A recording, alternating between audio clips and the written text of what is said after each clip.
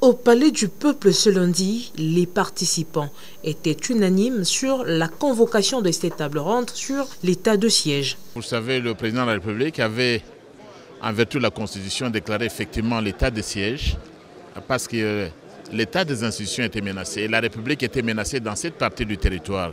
Et à un moment donné, lorsqu'on a pris une telle décision, le président de la République a estimé qu'il fallait consulter également le reste de la nation, les forces représentatives, pour faire l'état des lieux. Nous avons un président qui est à l'écoute de son peuple et à ce stade, il veut savoir ce que pense la population de cet état de siège. Les forces représentatives des provinces concernées saluent à juste titre les efforts fournis par les autorités, le président de la République en premier. Comme vous le savez, les femmes restent les premières victimes de la situation de manque de paix et de sécurité.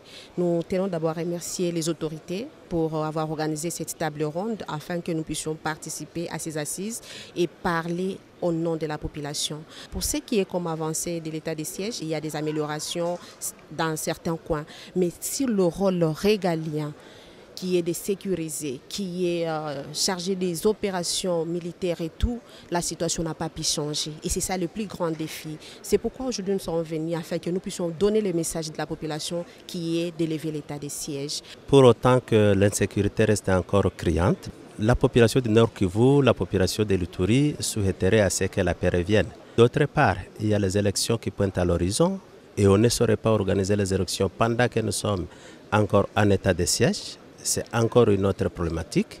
Et je me dis que c'est la raison pour laquelle Son Excellence, Monsieur le Président de la République, nous a invités pour parler de ce genre de questions, afin qu'on trouve des solutions.